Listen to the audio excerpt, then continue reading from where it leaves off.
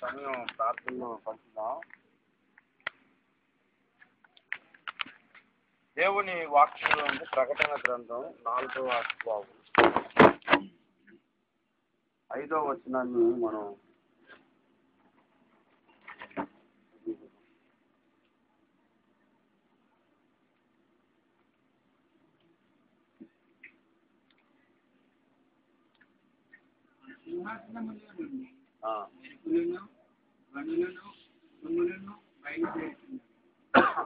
మరియు ఆ సింహాసనం ఎదుట 7 దీపములు ప్రజ్వలించుచున్నవి. అది దేవుని 7 ఆత్మలు. సారీ.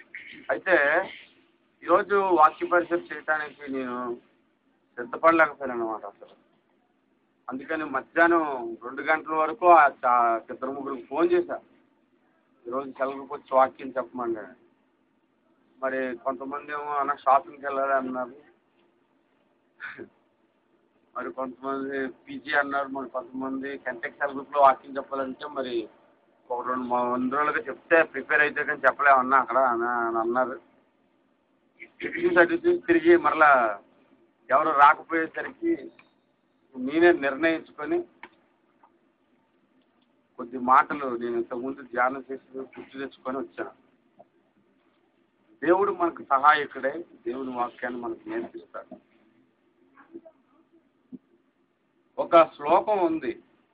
శ్లోకం ఏంటంటే అంత కరెక్ట్గా చదవలేకపోవచ్చు, కానీ అది చాలా ఉపయోగకరమైనది అన్నమాట. అదేంటంటే ఆదిత్య చతురో వేదాంత సర్వ శాస్త్రాన్ని అనేకసము అనే ఒక మాట. చతురో అంటే 4 అని మనకు తెలుసు. వేదాంత సర్వ శాస్త్రాన్ని అనేకసం అంటే మిగిలిన శాస్త్రాలు సర్వమును అనేక సార్లు చదివిన బ్రహ్మతత్వం నజానతి దర్విపాకరసం యదా అంటే 4 వేదాలు, మిగిలిన మత గ్రంథాలు, దేవుని గురించి రాయబడిన గ్రంథాలు అన్నీ చదివిన బ్రహ్మతత్వం నజానతి, బ్రహ్మం దేవుని గూర్చిన జ్ఞానం, సృష్టికర్తను గూర్చిన జ్ఞానం ఏమీ లేదనుకో, సర్వి పాకరసం యదా అంటే పాకంలో గరిటి 10 సంవత్సరాలుగా పాకంలో ఉన్న దాన్ని రుచి అది ఎలాగ చూడదో, పాకంలో గరిటి పెట్టావు అనుకో, పాకం రుచి చూస్తుందా గరిటి? ఎన్ని సంవత్సరాలు అందులో ఉన్న దాని రుచి ఎలాగ చూడదో అలాగే మనుషులు కూడా ఉంటున్నారు. ఉన్నట్టుండి నువ్వు ఈ మాట ఎందుకు చదివించావు అని అంటే, సంవత్సరాలు గడిచిపోతుంటుంటే దేవుని సన్నిధిలో కానీ దేవుని గూర్చిన జ్ఞానం బొత్తిగా ఉండదు. ప్రభువు కూడా ఒక మాట అన్నాడు, నా జనులు జ్ఞానము లేకయే నశించుచున్నారు అన్నాడు. దేవుని వాక్యమును గూర్చిన జ్ఞానము అందరికీ లభించటం లేదు. అందరికీ లభించినా అది అర్థం చేసుకోలేకపోతుంది. అర్థం చేసుకున్న దాని కొరకు ప్రయాసపడేవారు లేకపోతుంది. మీరు అర్థం చేసుకుంటున్నారు నా మాటలు? అందరికీ దొరకట్లేదు, కొన్ని దొరికినా అర్థం అవ్వట్లేదు. అర్థం చేసుకున్నా అర్థం అయిన దాని గురించి ప్రయాసపడుతుంది. మరి ఇంకెందుకు? దీని వదిలి అసలు అర్థం కాకుంటున్నాడే నయం. ఎందుకంటే ఒక మాట చెప్పుకోవచ్చు, ప్రభు నాకు అర్థం కాలేదు. అర్థమైనా దాన్ని గ్రహించలేరు, గ్రహించినా దాని కొరకు ప్రయాసపడలేనప్పుడు ఇంకెందుకు? ఒకవేళ దేవుడు ఈ రాత్రికాల సమయంలో ఒక ఉదాహరణ అనుకుందాం. మనందరం యేసు రాకడ జరిగిపోయింది, మనందరం తీర్పు దినానికి వెళ్ళిపోయి దేవుని సింహాసనం ఎదుట నిల్చుని ఉన్న అందరం. ఇప్పుడు దేవుడు ఒక్కొక్కరిని పిలిచి ఒక్కొక్క ప్రశ్న అడుగుతుంటుంటాడు. నా కుమారుడా, భూమి మీద నీవు నా కొరకు ఏం చేస్తావు అని అడిగాడు అనుకో, మీరు ఏం చెప్తారు? వెంటనే కరెక్ట్గా ఆలోచించి చెప్పండి. భూమి మీద నీవు నా కొరకు ఏం చేస్తావు అంటే మీరు వెంటనే ఏం చెప్తారు? అవ్వా నేనా ప్రతి శనివారమును ఆదివారమును ప్రార్థనకు మానకుండా వెళ్ళి తిని పాటలు పాడి తిని చప్పట్లు కొట్టి తిని నేనంటే ఇవి అందరూ చేస్తారు. పరలోకమందు దూతలు కూడా ఎప్పటి నుంచి పనులు చేస్తాను. వారానికి 2 రోజులే 1 గంట కూర్చుంటారు. అది దివారాత్రులు రాత్రింపగళ్ళు మానక స్తుతించుతున్నారు. దాన్ని వేణు వాయిద్యాలతో ఎన్ని చేస్తున్నాను. అది కాదు, నువ్వు నా కొరకు నువ్వేం చేసావు. మనం ఎలాగా ఆయన అడగలేదు, నా కొరకు నువ్వేం చేసావు అని అడగలేదు. ఏం చేసావంటే అసలు తలకే పిచ్చకపోదు. అసలు మన కొరకు ఏం చేశాడంటే అసలు ఆయన ప్రాణమే అర్పించేసి అంత పని చేశాడు మనకు. మనం చేయించాం అసలు అవసరాన్ని. మరి దేవుడిని నీ ప్రశ్న అడిగితే నువ్వు నా కొరకు ఏం చేసావు. ఇవన్నీ వదిలే, ప్రార్థనకు వస్తున్నాను, చప్పట్లు కొడుతున్నాను, పాటలు పడుతున్నావు, ఇది నువ్వు రాకపోతే నేను నష్టమే ఉంది. నా కొరకు నువ్వేం చేసావు అని అడిగితే మీరు ఏం చెప్తారు సమాధానం? ఇక్కడే సమాధానం లేదు. తీర్పు దినాన దేవుడి గురించి ఎవరు చెప్పారు? అలా అడిగిన వెంటనే ప్రభువా నేను ఎందుకు చేయలేదు నాయనా, ప్రతిరోజు కష్టపడి ఒక వ్యక్తిని ఇక్కడ నడిపించాను, ఈ సన్నిధికి ఎలాగైనా చేరాలి, వాడు పాపం నుంచి తప్పించబడాడు, ఆ వ్యక్తికి ఇతడే అని చెప్పుకోవడానికి ఒక వ్యక్తి ఉంటే పర్లేదు, తీర్పు దినాన కొద్దిగా సంతోషమే. బలా నమ్మకమైన దాసుడని దేవుడు అంటాడు. ప్రభువా మరి నేను సువార్త చెప్పలేను, అంత జ్ఞానం నాకు లేదు, అందుకని సువార్త చెప్పేవారికి సహకారముగా నా డబ్బు ఖర్చు పెట్టాను, వాళ్ళతో పాటు నేను ఉన్నాను, వాళ్ళు ఎక్కడికి వెళ్తారు వెళ్ళాను, వాళ్ళకు వండి పెట్టాను అని చెబితే అప్పుడైనా పోను ప్రభు అంటాడు, నువ్వు పాటలు పాడని చెప్పడం కూడా నీకు చెప్పకండి, అందరూ ఇక్కడ చేస్తారు, పరలోకపు దూతలు అందరూ చేయవలసిందే, సృష్టికర్తలకి అందరూ చేయవలసిందే, ఏక కూడా చేస్తుంది, దోమ కూడా చేస్తుంది, ఆఖరికి రాళ్ళు కూడా దేవుడిని స్తుతించగలరు. పరలోకంలో వేనలు ఉన్నాయి, ఎవడు వాయించినట్టుగా లేదు, అయ్యే దేవుడిని స్తుతిస్తున్నాయి. మీకు తెలుసా? కాబట్టి మరి మీరు ప్రభు కొరకు ఏం చేశారు అని అడిగితే చెప్పాలి. ఏం చేసావంటే నాకున్న చిన్న సెల్ గ్రూపులో నమ్మకంగా చేపలేసాను, అదొకటి నేను చేయగలిగానైనా, దేవుడు బలా నమ్మకమైన దాసుడు అంటాడు. ఏం చేసావంటే ఏం చేయాలో నాకేం తెలియక గోయి తీసి తప్పెట్టాను ప్రభువా అని చెప్పకుండా, దానికి మాత్రం బలా నమ్మకమైన దాసుడు అంటలేదు ఆయన, సోమరి అని అంటాడు. మరి ఏం చేసావు ప్రభు కొరకు? ఇలాగ మీరు ప్రశ్న వేసుకుంటే సంవత్సరం అంతా కాపాడని సాక్ష్యాలు చెప్పాను ప్రభువా నేను, మరి దేవుడే తన కృపలో 2011లో నన్ను అస్సలు విడవకొట్ట నా అడుగులో అడుగేసేసి ట్యాంకుల్లో దూరేసి నాతో పాటు ఆయనే చేపెట్టి వెళ్ళి కొట్టేసాడంటే సాక్ష్యాలు చెప్పేవాళ్ళు ఉన్నారు. అది కాదు, నువ్వు ప్రభు కొరకు ఏం చేసావు? జైపాల్ గారిని ఒకవేళ దేవుడు అడిగితే జైపాల్ గారు చెప్తారు, ప్రభువా రాత్రి పగలు పడుకోకుండా నీ నామమును గురించి పుస్తకాలు రచించి అందరికి ఇచ్చాను, చాలా మంది తెలుసుకొని వాక్యం ముందు బలపడరని చెప్పు. ఈ ప్రశ్న మోసేకి దేవుడు అడిగాడు అనుకో, మోసే నువ్వు నా గురించి ఏం చేసావు అని అంటే నేనేం చేయడం ఏంటి ప్రభు, ఆల్రెడీ హెబ్రీ పత్రిక 11:24 నా గురించి ఘనంగా నువ్వే రాయించావు కదా. ఏమని రాయించావు తెలుసా కదా, ఐగుప్తు సుఖభోగముల యందు ఉండాలని అనుకోకుండా పరొక కుమార్తె కొడుకునని అనిపించుకోకుండా క్రీస్తు యేసుతో శ్రమలే నాకు మేలను, ఐగుప్తు ధనము కంటే ప్రజలతో పడే నిందలే నాకు మేలనుకొని తిండి నిద్ర అన్ని మానేసి ఈ ప్రజల కొరకు ప్రయాసపడ్డాను అని ఆయన చెప్పుకోగలడు. మరి నువ్వేం చేస్తావు అంటే పాట పాడేటప్పుడు పాటలు పాడాను ఆయన అని అదే చెప్పుకుంటాం.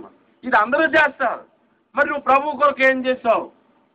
నెహెమ్యాని అడిగారు అనుకో, మా ఇది నెహెమ్యా గారు మీరు ఏం చేశారంటే, నెహెమ్యా గారు ఒక స్థితి తెలుసా, ఆయన రాజుగారికి గిన్నెందించే ఉద్యోగం. అంటే రాజుగారు భోజనం చేయడానికి ఆయన భోజనం చేయకముందు ముందు తింటాడనమాట, పోకుంటుంటే తర్వాత దానికి కట్టడానికి. ఈ మధ్యకాలంలో పెంజుర్లో ఒక సంఘటన జరిగింది, అందరూ తెలిసే ఉంది. ఇండియా నుంచి ఈషూనా ఆ సంఘటన పెంజూరే, ఈషూన్ కాదు పెంజూరే. అయితే ఆ సంఘటన అంటే పెళ్ళి భార్యను చూడటానికి ఇండియా వెళ్ళి వచ్చాడంట. వస్తూ స్వీట్స్ పట్టుకొచ్చాడు. ఏడు తెచ్చావంటే మా ఆవిడ స్వీట్స్ ఇచ్చింది అని పెట్టి అక్కడ పెట్టాడట. వీడు స్నానం చేసి వచ్చేలోపు ఓ బంగ్లా కూడా ఇద్దరు తమ్ముళ్ళు తినేశారు. స్వీట్స్ తినేసి ముగ్గురు చచ్చిపోయారు. అయితే ఏమైందో లేపితే అవడం లేవట్లేదు. స్వీట్స్లో ఏం పెట్టావని ఫోన్ చేస్తాను, ఇంకా బ్రతికే ఉన్నామేట్రా అందంట అలా ఆవిడ. అంటే వీడికి పెట్టింది అనమాట స్వీట్స్. వీడు వచ్చి రాగానే మిగిలిన తినేసి అలాగా పరిస్థితి అలాగుంది. అందుకే ఎవరైనా పొరపాటు తిని రుచి అని పడిపోయి ఆడికి ఎన్ని ప్రాబ్లమ్స్ వస్తున్నాడో ఆ స్వీట్స్ ఆ తెచ్చిరోడ్నే ముందు తిన్నిచ్చాక తినడం వేలు. ఈ నెహెమ్యా గారు డ్యూటీ ఏంటంటే ముందు తింటాడనమాట. ఈ చచ్చిపోయాడు అనుకో రాజుగారు తినడం మంచిది. అదే ఆయన డ్యూటీ. రాజుగారికి గిన్నె అందించే డ్యూటీ అనమాట. మధ్య మధ్యలో రాజుగారు దాహం వేసింది అనుకో పక్కన ఉన్నాడు చెప్తాడు, ఒక గంట కొడతాడు, వెంటనే నీళ్ళు పట్టుకొచ్చి ఇచ్చేస్తాడు అనమాట. చల్లొచ్చి తాగేస్తాడు రాజు. ఆ ఉద్యోగం చేస్తాడు. ఆ ఉద్యోగం చేసేవాడికి ఎంత పలుకుబడి ఉంటుంది తెలుసా? రాజుగారి దగ్గరే ఉన్నాడంటే మరి రికమెండేషన్ అది ఈజీగా అయిపోతుంది, చాలా ఈజీగా. ఏ పని కావాలంటే ఆ పని డైరెక్ట్ రాజుగారితో మాట్లాడచ్చు. ఎవరినో అడిగి వాళ్ళ ద్వారా వీళ్ళ ద్వారా వెళ్ళి ఒక పెద్ద సభ పెట్టి మాట్లాడవలసిన అవసరం లేదు. ఆ గిన్నెని దించేటప్పుడు ఇది నా కొడుకండి, మరి ఏజ్ అయిపోతుంది కదా, నా ఉద్యోగం నాకు ఇచ్చేస్తే అని అంటే సరేలేరు నువ్వు రేపు చూస్తే నువ్వు ఇంట్లో పోయి అని అన్నాడు అనుకో, ఆయన ఉద్యోగం వచ్చేది కొడుకు. అంత మంచి పొజిషన్లో ఉన్నాడు నెహెమ్యా. కానీ యెరూషలేములో దేవాలయం పడిపోయిందని సంగతి తెలియగానే ఇక్కడ నేర్చు తిండి మానేశాడు. ముఖం చూడగానే జబ్బు మొహం అయిపోయింది. రాజుగారి గారు మొన్నటిదాకా బాగా అటు ఇటు గెలిచేసుకుని తిరిగావు, ఏమైపోయింది నీ ముఖం అలాగుంది అంటే యెరూషలేములో దేవాలయం పడిపోతే ఈయనకి ఇక్కడ బాధ కలిగింది. రాజుగారి దగ్గర లీవ్ పెట్టుకొని యెరూషలేముకి వెళ్ళి రాత్రులు పగలు కొంతమందిని ప్రిపేర్ చేసి ఎలాగైనా దేవుని మందిరం కట్టడానికి నిర్ణయించుకున్నాడు. ఆయనతో పాటు పనిచేశారు. ఆయనకు వ్యతిరేకంగా రాజకీయం జరిగినప్పటికీ ఆ మందిరం కట్టడానికి ఆయన నిర్ణయించుకున్నాడు. శుభ్రంగా గవర్నమెంట్ ఉద్యోగం చేసుకోవచ్చు కదా ఆయన. ప్రభువా నీవు ఇచ్చిన కృపను బట్టి నేను నెమ్మది పొందుతున్నాను తండ్రి, నీకు కృతజ్ఞతలు, మా దశమ భాగములు అని ఇచ్చేసి ఆయన ఆదివారం చర్చకొచ్చి వెళ్ళిపోవచ్చు. ఆ ఉన్నతాల్లోనే ఎక్కడో ఒక గది కట్టుకొని ప్రార్థన చేసుకొని ఉండొచ్చు. కానీ దేవాలయం కొరకు ఎందుకు కష్టపడ్డాడు? మరి నువ్వు దేని కొరకు కష్టపడుతున్నావు? మనం పగలంతా కూడా మన కొరకు పని చేసుకుంటాం, కష్టపడి సంపాదిస్తాం, ఇంటికి పంపిస్తాం, ఇక్కడ తింటాం. ఇదే బ్రతుకు అయిపోకుండా చచ్చిపోయిన తర్వాత మనకంటూ ఉండటానికి దేవుని కొరకు నువ్వే పని చేస్తున్నావు. నువ్వు ఏ పని దేవుని కొరకు చేసినా చనిపోయిన తర్వాత నిత్యత్వం అంతా ఆ మహిమను నువ్వు అనుభవిస్తావు. అదంతా నీ యందు పడిన ప్రయాసము శాశ్వత కృపగా నా యందు నిలిచెని. నీ యందు పడిన ప్రయాసం, క్రీస్తునందు ప్రయాసము అర్థము కాదు. మనం రావటానికే కష్టంగా వస్తే ఒకరిని ఖచ్చితంగా ఇంకొక నెల తీసుకురాక, మనమే ఇబ్బందికరంగా వస్తే ఒకరిని తీసుకొచ్చే శక్తి నీకు ఎప్పుడు వస్తుంది? ఇంత యవ్వన ప్రాయంలో ప్రభువుని ఎందుకు ఎన్నుకున్నాడు? ముసలోడిని ఎన్నుకున్న నయం. ఆడికి పని చేస్తారు, మనం ఆ పని చేస్తాం. నువ్వు దేవుని కొరకు ఏ పని చేస్తావు అంటే ఏమో కొంతమంది పని చేస్తారు కానీ ఉపయోగం లేదనమాట. ఉపయోగం లేదు ఏంటంటే, ఎందుకంటే చెప్తాను, ఈ మాట కూడా చెప్పాలి. చేయమన్నాడు కదా అని కొంతమంది దేవుని సన్నిధిలో పాటలు పాడే సమయంలోనూ, ఆరాధన చేసే సమయంలోనూ, వాక్యం చెప్పే సమయంలో కిందకు వచ్చేసి కీలు తాగుతున్నారు. నువ్వు చూసాను కదా చెప్తాను నేను. కొంతమందికి ఆ పైకి వెళ్ళిపోయి అక్కడ ఆడుకుంటున్నారు, వంట దగ్గర ఆడి దగ్గర ఇద్దరు జోకులేసుకుని అంతే అన్న. ఎందుకంటే కొంతమంది పని చేస్తున్నారు కానీ దేవుని పరిచర్య చేస్తున్నారు కానీ ఉపయోగం లేదు. ఏమంటే దేవుడేమో చికెన్ కర్రీ వండుతున్నాడు, అప్పుడు మనం ఏం చేయాలి? ఉల్లిపాయలు కొయ్యాలి, లేదంటే గిన్నెలుగా పోవాలి, లేదా ఇంకేమొచ్చారు, ఓహో నువ్వు చికెన్ వండుతున్నావా అని చెప్పి బయటికి వెళ్ళి గడ్డిపేయకూడదు. ఏదైతే అది కూడా మంచి పనే కదండి, పనే కదంటే మరి ఉపయోగం లేదు. పౌలు ఏమన్నాడంటే మేము దేవునికి జత పని వారము అన్నాడు. అంటే పౌలు ఉద్దేశం ఏంటి? దేవుడు చికెన్ వండితే ఈయన కూడా చికెన్ వండడానికి ఉల్లిపాయలు కోస్తాడని అర్థం, గడ్డి పీకుతున్నాడని అర్థం కాదు. కొంతమంది పని చేస్తారు కానీ దేవునికి అనుకూలముగా ఉందా లేదా అనేది కూడా పట్టించు. చేసామంటే చేసాం. ఏ పని చేస్తాం? ప్రభు మన తమ్ముడు అన్న నేను ఈ వారం నుంచి ఎస్ఎంఎస్లో పంపిస్తాను. నిజంగా అది గొప్ప పరిస్థితి తెలుసా. నేను ఎంతకాలం డబ్బులు వేస్ట్ చేసుకోలేదు, మొత్తం అన్నీ అక్కడ ఉన్నాయి. దేవునికి కలిగి ఎలా వస్తుందో వస్తాయి అన్నీ మనకి. ఈరోజు నేను ఇక్కడ నిల్చోనంటే సాధారణమైన మనిషి, నాకు ₹1 కోటి ఆస్తుంది నాకు. మీరు ఏమనుకుంటున్నారు? నా గురించి నాకు ఎంత ఉంది తెలుసా? ₹1,00,00,000 ఆస్తుంది. లాస్ట్ ఇయర్ డిసెంబర్కి ఏమీ లేదు. ఏమైనా ఉందా మనకి? లాస్ట్ ఇయర్ డిసెంబర్కి ఏమీ లేదు. కానీ 2012కి ఏప్రిల్కు 12వ తారీఖుకి ₹1,00,00,000 ఆశపడటం చేశారు. దేవుడు చేయగలదు. మనం దాని కొరకు ప్రయాసపడతాం. మనం దేవుని కొరకు ప్రయాసపడతాయి వస్తాయి. ఏమీ లేనట్టుగా 10 సంవత్సరాలు ఉన్నా ఆ 11వ సంవత్సరానికి ఒక 20 సంవత్సరాల ఆస్తిని చూపించగలరు. అది దేవుడు ఒక సహాయం. దేవుడిస్తే అలా ఉంటుంది. మనం అంతా కష్టపడినా అని దేవుడు ఇస్తే మొత్తం పోతుంది. కాబట్టి దేవుని కొరకు ఏ పని చేస్తున్నాం అనేది ఇంపార్టెంట్. రెండవది, జ్ఞానం సంపాదించుకోండి దేవుని కొరకు. 20 సంవత్సరాల నుంచి సెల్ఫ్ గ్రూప్లో ఉన్నానన్నా నాకు ఏమీ తెలీదు అంటే కుదరదు. అది ఎలాగుందంటే పాకంలో గరికిలా ఉంటుంది.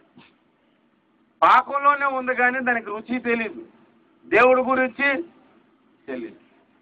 ఆ జ్ఞానాన్ని మనం పొందుకుందాం. ఈరోజు దేవుని వాక్యంలో మనం చదివిన ఒక సందర్భంలో దేవుని సింహాసనానికి ఆ సింహాసనములో నుండి మెరుపులు, ధ్వనులు, ఉరుములు వస్తున్నాయి. నేను గతంలో ఒక మాట చెప్పాను. ఏం చెప్పానంటే మనం పరలోకములో ఉన్నవన్నీ కూడా భూమి మీద పోలికలు ఉన్నాయి. దానికి సంబంధించినవి, దానికి సాదృశ్యమైనవి భూమి మీద ఉన్నాయి. దేవుని సింహాసనాన్ని పోలినది భూమి మీద ఏముంది? పరలోకములో దేవుని సింహాసనం ఉంది. దేవుని సింహాసనాన్ని పోలినది భూమి మీద ఏముంది? గట్టిగా దేవుని సింహాసనం అని చెప్తున్నా. యెషయా గ్రంథము 66వ అధ్యాయం 1వ వచనం, మత్తయి సువార్త 5వ అధ్యాయం 34వ వచనం. యెషయా గ్రంథం ముందున్నలు తీయండి, వెనకున్నలు మత్తయి సువార్త తీయండి. యెహోవా ఇలాగు సెలవిచ్చుచున్నాడు, ఆకాశము నా సింహాసనము, భూమి నా పాదపీఠము. అక్కడ కూడా ఏముంటుందంటే ఆకాశము తోడనద్దు, ఎందుకంటే అది సింహాసనం. ఇక్కడ చదివినప్పుడేమో ఏమనిపిస్తుంది అంటే మీరు నాకు కట్టనుద్దేశించిన ఇల్లు ఏ పాటిది? ఆయనకు మన ఇల్లు కట్టలేవురా, ఎందుకంటే ఆయన ఆకాశం అంత ఉంది, ఆయన సింహాసనం, మనం ఏం కడతాం అని ఇక్కడ అనుకున్నా. అక్కడేమో ఒట్టు కూడా పెట్టొద్దాడు, ఆకాశం అది సింహాసనం కాబట్టి. దేవుని సింహాసనాన్ని పోలినటువంటి ఆకాశం ఇక్కడ ఉంది. పరలోకంలో దేవుని సింహాసనంలో నుండి ఏమొస్తున్నాయి? ఉరుములు. ఆకాశంలోంచి కూడా ఏమొస్తాయి చెప్పండి? ఉరుములు, మెరుపులు, ధ్వనులు వస్తాయి. దేవుని సింహాసనాన్ని ఆవరించి ఇంద్రధనుసు ఉంది. అప్పుడప్పుడు ఆకాశంలో వర్షం వచ్చినప్పుడు ఏం కనబడుతుంది? ఇంద్రధనుసు. 4వ అధ్యాయం ప్రకటన చదవండి సరిగ్గా మళ్ళీ ఒకసారి. ఆకాశములు దేవుని సింహాసనాన్ని పోలినది భూమి మీద ఆకాశం ఉంది. ఆత్మీయంగా మనం చెప్పుకోవాలంటే సంఘం అని చెప్పుకోకూడదు, స్తుతులని చెప్పుకోవాలి.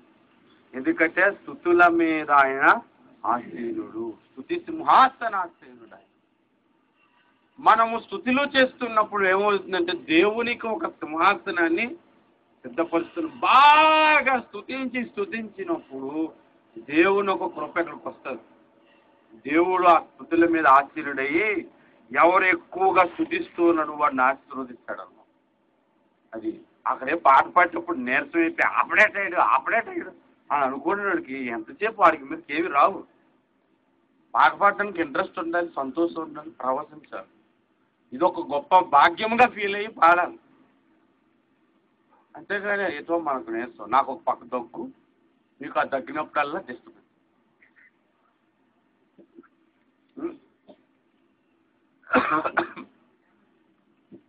ఈ ఉరుములు మెరుపులు ఉన్నాయి చూసారా దేవుని సింహాసనంలోని, ఇవి ఒక సంగతిని మనకు తెలియపోతుంది. దేవుడు యుద్ధానికి వెళ్ళినప్పుడు మామూలుగా అయితే రాజులు యుద్ధానికి వెళ్ళినప్పుడు బాణాలు ఉపయోగిస్తారు కదా. దేవుడికి దృష్టిలో ఈ మెరుపులు అనేవి ఒక బాణములు. ఆయన బాణాలు అయ్యాయి. ఈ ఆకాశం మీద కూర్చొని అప్పుడప్పుడు ఒక మెరుపు వేస్తాడు. అంటే ఒక ఊరే పోతుంది. ఒక బాణ. బైబిల్లో రాసి ఉన్నాయి ఆ మాటలు. మొదటి సమూయేలు గ్రంథం 7వ అధ్యాయంలో మీరు చూస్తే అక్కడ ఒక సందర్భం ఉంది. అక్కడ ఒక సందర్భం ఏంటంటే, ఇశ్రాయేలీలు ప్రార్థన చేయటానికని దేవుని వైపు తిరగటం ప్రారంభించారు. అప్పటి వరకు ఇశ్రాయేలీలు ఒక దేవతను ఆరాధించటం రాయబడి ఉంది అక్కడ. 9-10 వచనాలు చూడండి. సమూయేలు ఏం చేస్తాడంటే ఇశ్రాయేలీలకు ఒక మాట చెప్పాడు. చాలురా బాబు, మీరు ఆ దేవతలను అయి పూజించిన చాలు, ఇంకా ఆపేసేయండి, దేవుడి వైపు రండి, దేవుడి వైపు తిరగండి అంటే వాళ్ళందరూ దానికి ఓకే అని చెప్పి, ఇంతకాలం మనం వ్యర్థమైన దేవతలను ఆరాధిస్తున్నామని చెప్పి సమూయేలు మాట విని వచ్చినప్పుడు సమూయేలు వారి పక్షముగా మన దేవుడైన యెహోవాను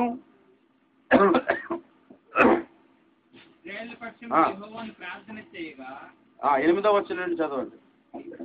మన దేవుడైన యెహోవాను ఫిలిష్తీయుల చేతిలో నుండి మనలను రక్షించినట్లుగా మా కొరకు ఆయనను ప్రార్థన చేయట మానవద్దని సమూయేలు వద్ద మనవి చేసిరి. సమూయేలు పాలు విడువని ఒక గొర్రె పిల్లను తెచ్చి యెహోవాకు సర్వాంగ బలిగా అర్పించి ఇశ్రాయేలీల పక్షమున యెహోవాను ప్రార్థన చేయగా యెహోవాకు ప్రార్థన చేస్తూ ఉంటుండగా యెహోవా అతని ప్రార్థన అంగీకరించెను. సమూయేలు దహన బలి అర్పించుచుండగా, చూడండి ఇక్కడ సమూయేలు దహన బలి అర్పిస్తుంటుండగా యుద్ధానికి వస్తున్నారు. ఒక పక్కేమో దేవుడిని స్తుతిస్తూ ఆరాధిస్తూ గణపరుస్తుంటుంటే, ఒక పక్క నుంచి యుద్ధానికి వచ్చేస్తుంటే దేవుడు చూస్తూ ఊరుకుంటాడు. ఆయన ఆరాధిస్తూ ఉంటుంటుంటే ఒక పక్క నుంచి యుద్ధం వస్తుందంటే దేవుడు మన దగ్గర రాకుండా ఆపుతాడని లేదా? సరే, ఆయన అర్పిస్తూ ఉంటుంటుండగా అయితే యెహోవా ఆ దినమున ఫిలిష్తీయుల మీద మెండుగా ఉరుములు ఉరిపించి ఉరుములు ఉరిమించి వారిని తారుమారు చేయగా వారి ఇశ్రాయేలీయుల చేతిలో ఓడిపోయి. ఇశ్రాయేలు చేతిలో ఓడి. 2వ సమూయేలు గ్రంథం 22వ అధ్యాయంలో కూడా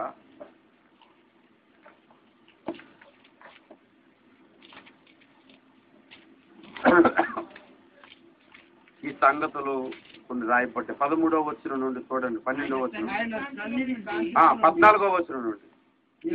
యెహోవా ఆకాశమందు గర్జించెను, అంటే సింహాసనం మీద కూర్చొని గర్జించెను. సర్వోన్నతుడు ఉరుముతోని పుట్టించెను, తన బాణములను ప్రయోగించి శత్రువులను చెదరగొట్టెను, మెరుపులను ప్రయోగించి వారిని తరుము చేసెను. చూసారా మనం పాట పాడతాం. ఉరుములు మెరుపులు మెండుగా చేసి అపజయమిచ్చెను అపవాదికి, అపజయమిచ్చెను అపవాదికి. యెహోవా నా బలమా, యథార్థమైనది నీ మార్గం, పరిపూర్ణమైనది నీ మార్గం. యెహోవా అంటే ఈ ఉరుములు ధ్వనులు అనేవి దేవుడు యుద్ధం చేసేటప్పుడు వస్తుంది. చాలా కాలం కింద టెస్ట్ మీల్లో ఒకటి చచ్చిపోయాడు. బాగా వర్షం వస్తుంటే చిక్కులు పరిగెత్తి ఒకసారి మెరుపు కొట్టింది అంతే. అలా పట్టుకొని అలా పడిపోయింది. దగ్గరికి చూస్తే మాడిపోయింది.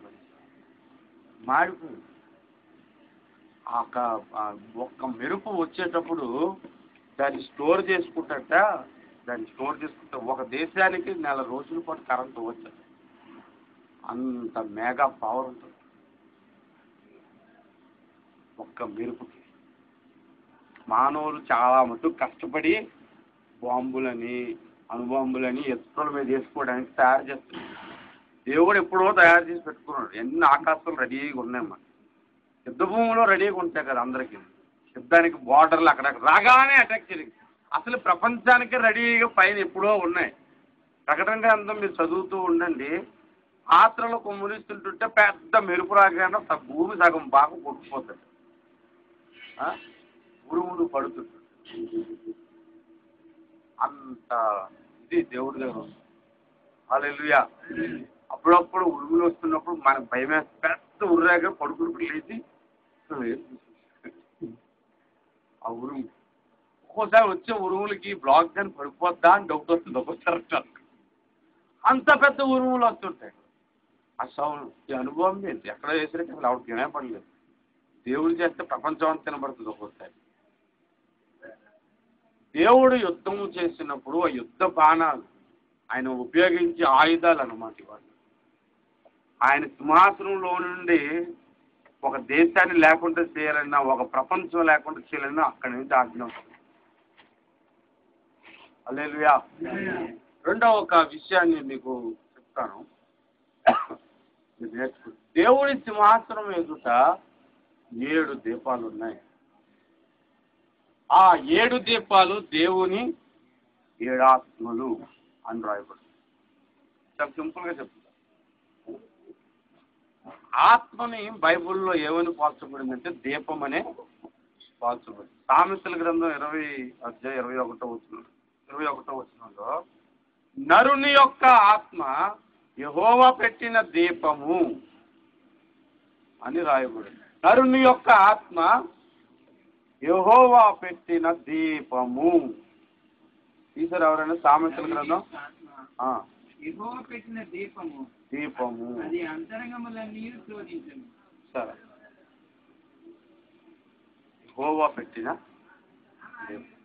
దేవుని ఆత్మ గురించి కూడా దీపం అని మాట్లాడుతుంది. ప్రకటన గ్రంథంలో ఏముంది? 7 దీపాలు ఉన్నాయి. 7 దీపాలు దేవుని యొక్క 7 ఆత్మలు. మనిషి ఆత్మను కూడా దీపం అనే మాట్లాడుతుంది.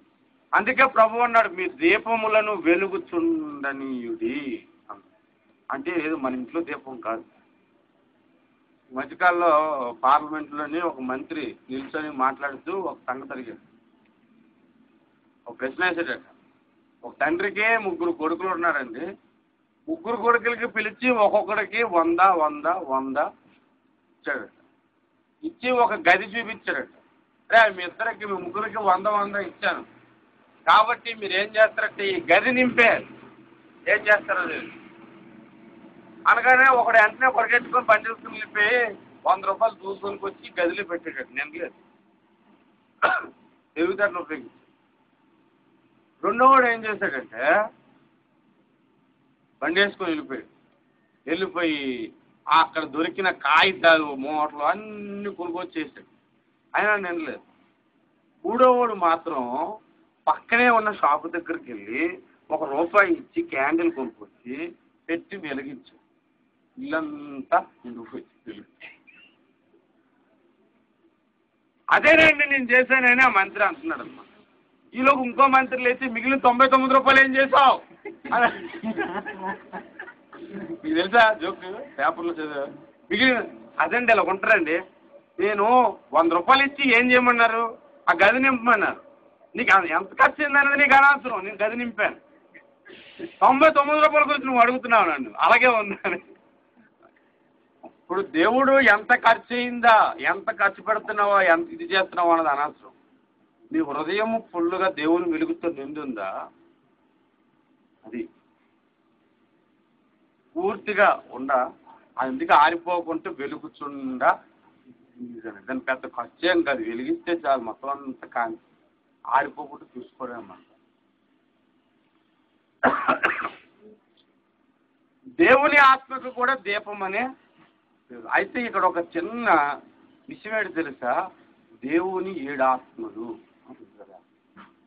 అంటే 7 ఆత్మలా?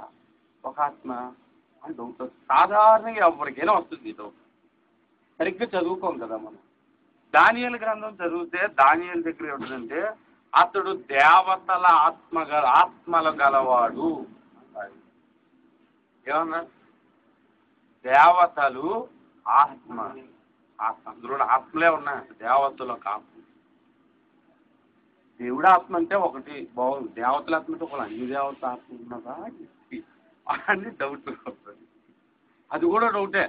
అవునా కదా? మరి దేవతల ఆత్మ అతనిలో ఉందంటే దేవుడు ఏకవచనం ఆయనే, బహువచనం కూడా ఆయనే. ఆ విద్యే మనకు తెలియదు. దేవుడు ఏంటి తెలుసా? ఏకవచనం ఆయనే, బహువచనం కూడా ఆయనే. అదనమాట. మనకేంటంటే దేవుడు అంటే ఒక్కడే అనే సంగతే మనకు తెలుసు. ఆయనలో బహుళత్వం కూడా ఉంది. ఒక్కడే ముగ్గురుగా ఉన్నాడు. ఆ ఒక్కడే కొన్ని కోట్ల జనాభా సంఖ్యతో సమానం.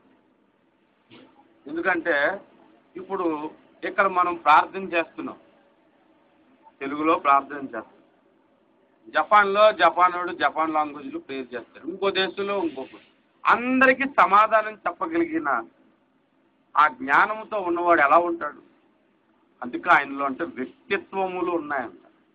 ఈ భూమి మీద ఎంతమంది పుట్టారో, ఎంతమంది చనిపోయారో, ఇంకా ఎంతమంది పుట్టబోతున్నారో, ఎన్ని ప్రాణులు ఉన్నాయో వాటికి మించిన కొన్ని కోట్ల రెట్లు వ్యక్తిత్వములు కలిగిన వాడు ఆయనలో. అన్ని వ్యక్తిత్వములు ఉన్నాయి. ఆయనలో నుంచి అన్ని వస్తున్నాయి. అందరితో మాట్లాడగలరు, తెలుగులో మాట్లాడగలరు, పక్కన ఏడుస్తున్నాడు గర్దించగలరు, ఓదార్చగలరు, వెటకారం చేస్తున్నాడు గర్దించగలరు. ఆ రెండు ఒకేసారి ఎలా చేయగలరు అంటే వ్యక్తిత్వములు ఉన్నాయి ఆయనలో, వేరవ్వగలరు. అంతెందుకు మీరు ఇంత డౌట్ పడేటప్పుడు ఇంకొక విషయం, నీలో పరిశుద్ధాత్ముడు ఉంటే ఒకడే కదా దేవుని ఆత్మ, మరి నాలో కలగొచ్చాడు అని కూడా ఆలోచించాలి. అలాగైతే ఒక్కడే 1000 మంది గాను కోట్ల మంది గాను మారగలిగిన శక్తి దేవుళ్ళో ఉంది. దేవుడు ఏకత్వము బహుళత్వము కలిగి ఉన్నవాడు అనమాట. దేవుని యొక్క ఆత్మ 7 ఆత్మలను ఎందుకు అన్నాడంటే 7 అంటే సంపూర్ణత అని అర్థం. దేవుని యొక్క ఆత్మలోని అభిషేకం ఎలా పొందుకోవాలి తెలుసా? సంపూర్ణముగా పొందుకోవాలి. అందుకే నీ సేవకుని 7 అంతుల ఆత్మతో అభిషేకించి వాడుకో అంటే అర్థం ఏంటి? సంపూర్ణముగా పొందుకుంటే సంపూర్ణముగా. ఎందుకు సంపూర్ణంగా పొందుకోవాలంటే యోహాను సువార్త 3వ అధ్యాయం 34వ వచనంలో యేసుని గురించి పరిశుద్ధాత్మ దేవుడు ఒక మాట రాయించాడు. అక్కడ ఏమని రాయబడిందో చూడండి. యోహాను సువార్త 3వ అధ్యాయం 34వ వచనంలో సాక్ష్యం అంగీకరించిన వాడు దేవుడు సత్యవంతుడని మాటను ముద్ర వేసి ఉన్నాడు. ఎలయనగా దేవుడు తాను పంపిన వారికి కొలత లేకుండా ఆత్మను అనుగ్రహించింది. ఎవరు అనుకున్నావు? యేసు ప్రభు. కొలత లేకుండా అంటే సంపూర్ణముగా ఇచ్చాడు కాబట్టి. తర్వాత ఆయన దేవుని మాటలే పలుకును. కొలత లేకుండా ఆత్మనిచ్చును కాబట్టి ఆయన దేవుని మాటలే. ఇప్పుడు 7 అంతుల ఆత్మాభిషేకం ఎందుకో తెలుసా? దేవుని మాటలే చెప్పటానికి 7 అంతుల ఆత్మాభిషేకం కావాలి. ఈ 7 అనే అనుభవాల్ని 7 విధాలుగా విడదీసి యెషయా గ్రంథంలో దేవుడు రాయించాడు. యెషయా గ్రంథం 11వ అధ్యాయం అందరూ తీసి చూడండి. యెషయా గ్రంథం 11వ అధ్యాయం 1వ వచనం చదవండి. ఇప్పుడేమో యోహాను సువార్త 3:34లో యేసు పొందుకున్న ఆత్మ కొలత లేకుండా పొందుకోవడానికి చదువుకున్నాం. అక్కడ చూడండి 11:1 నుంచి. ఎస్ఐ మొద్దు నుండి చిగురు పుట్టెను, వేరుల నుండి అంకురం ఎదిగి. చిగురు అంటే ఎవరు మనకు తెలుసు? యేసు ప్రభు. దాని వేరుల నుండి అంకురం ఎదిగి. తర్వాత యెహోవా ఆత్మ జ్ఞానము 1, వివేకము 2, తర్వాత ఆలోచన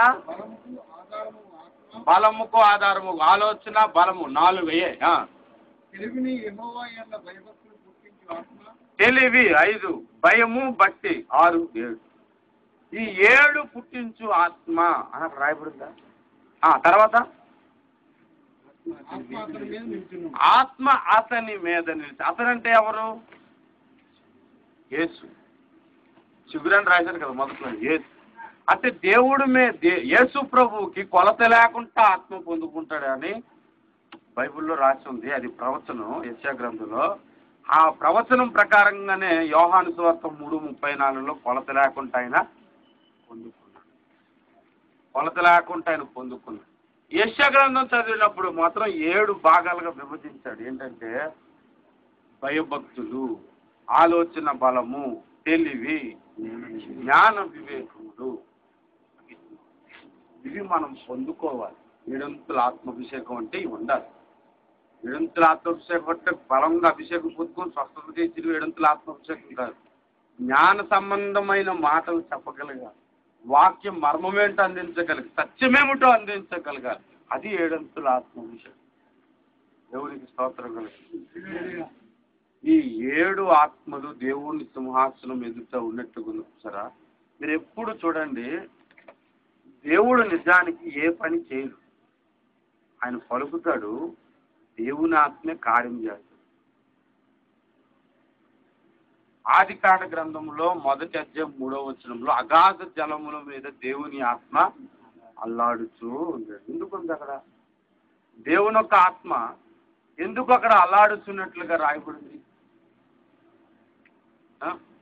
ఎందుకంటే దేవుడు ఇప్పుడు పలకడానికి రెడీగా ఉన్నాడు, సృష్టి చేయడానికి. దేవుని సింహాసనం ఎందుకు దేవుని యొక్క ఆత్మ ఎందుకు ఉన్నాడంటే దేవుడు పలకగా నా కార్యం చేయడానికి రెడీగా ఉన్నాడు. దేవుని సింహాసనం మీద ఎవరున్నారు? పని వాళ్ళు ఉంటారు కదా. ఇప్పుడు దేవుడు వచ్చి పలికాడు, వెలుగు కలుగును కాకండి. ఒక క్షణంలో వెలుగును కలుగు చేసి, నీళ్లు వేరు చేయను కాక నీళ్లు వేరు చేసి, భూమికి ఆరిన నేల కనబడాలన్నాడు, కనబడింది. 7 కార్యాలు ఆదికాండంలో మనం 7 దినాల్లో చూస్తాం. అవన్నీ పరిశుద్ధాత్మ దేవుడు చేసి. అందుకే యోబు అన్నాడు, నీ ఆత్మ నన్ను సృజించెను, నీ ఆత్మ వీటిని కలుగు చేసాను, నేను నోటి ఊపిరి వీటిని కలుగు చేసాను అని అంటాడు. వాస్తవంగా దేవుడు వచ్చి పనిచేయట్లేదు, దేవుని ఆత్మే కార్యం. దేవుని కుమారుడు కూడా ఈ లోకానికి వచ్చి బలి అర్పించి దేవుని పనిచేశాడు. ఆయన బలి అర్పించిన తర్వాత ఆయన కొరకు సంఘమును తయారు చేయడానికి మరలా పరిశుద్ధాత్ముడి లోకానికి వచ్చాడు. దేవునికి స్తోత్రం కలుగుతుంది. హల్లెలూయా. దేవుని ఆత్మ దేవుని పనులు చేయటానికి దేవుని సింహాసనం ఎదుట నిలుచొని ఉన్నాడు. హల్లెలూయా. ఆయన లోకములో మనల్ని నడిపించేవాడు, మనల్ని బలపరిచేవాడు. దేవుని కొరకు ఒక రాజ్యము గాను, ఒక శక్తివంతము గాను, దేవుని స్వరూపంలోనికి మార్చగలిగిన వాడు దేవుని ఆత్మే. ఆ ఆత్మ మీదనే మనము ఆధారపడాలి. మనం ఆధ్యాత్మికంగా అభివృద్ధి చెందాలంటే పరిశుద్ధాత్మ దేవుడి మీద ఆధారపడాలి. అప్పుడు మనం బాగుపడి ఇక్కడికి వచ్చి వాక్య పరిచయం చేస్తున్నానంటే సాధారణమైన విషయం కాదు. దేవుని మీద ఆధారపడి నేర్చుకున్న విషయాలు ఎన్నో ఉన్నాయి. బయటికి అందరిలాగే కనబడతాం, అందరిలాగే టీ తాగుతాం, మనం తింటాం, బాత్రూమ్ పోతాం, స్నానం చేస్తాం, చెమట పడుతుంది, పంపు పడుతుంది, పనికి వెళ్తాం, అన్నీ వస్తాం. కానీ ఆలోచనలు ఎప్పుడు దేవుని వాక్యం గురించి ఉంటుంది. ఆలోచన వచ్చిన ఉదయం చదువుతా, రోజంతా ఆ ధ్యానం మీద ధ్యానంలో ఉంటుంది. కాబట్టి ఇన్ని విషయాలు నేర్చుకుంటాం. మోర్ దెన్ 500 మెసేజ్లు తయారు చేసి ఇంట్లో పెట్టుకున్నాం. రాజు తయారు చేయని ఎన్నో మైండ్లో ఉండిపోయాయి. ఇంకా చెబుతున్నా చెప్పని విషయాలు ఎన్నో మిగిలిపోయాము. అంత అనుభవం దేవుడు ఎలా ఇచ్చేసాడు? నేనేమన్నా పెద్ద డిగ్రీ చదివాను లేదే. దేవుని ఆత్మ మీద ఆధారపడినప్పుడు దేవుడు మనకు నేర్పిస్తాడు. దేవుని ఆత్మ మీద మనం ఎప్పుడైతే ఆధారపడతాం, దేవుడు అనేక పాఠాలు నేర్పిస్తాడు, అనేక అనుభవాలు గుండా మనల్ని నడిపిస్తాడు. ఆత్మదేవుడు అరణ్యంలోనికి తీసుకెళ్తాడు, స్వాదుల్లోనికి తీసుకెళ్తాడు, ఇబ్బందుల్లోనికి తీసుకెళ్తాడు, సంతోషకరమైన ప్రాంతాలు తీసుకెళ్తాడు, ఒక్కొక్కసారి నిందల్లోనికి కూడా తీసుకెళ్తాడు. అప్పుడు కూడా కొన్ని పాఠాలు మనకి. ఎప్పుడు కూడా దేవుని ఆత్మ మీద ఆధారపడతాం. ఎవరిని మనసు అయితే యెహోవా మీద ఆధారపడి ఉంటుందో, ఆనుకొని ఉంటుందో, వానిని పూర్ణ శాంతి గలవానిగా దేవుడు కాపాడుతున్నాను. హల్లెలూయా. ఇది ఈ మాటలు మన వినికిడిలో ప్రభుత్వం లేచి నిల్చున్నాం. వచ్చే వారం ఈ 4 జీవులను గురించి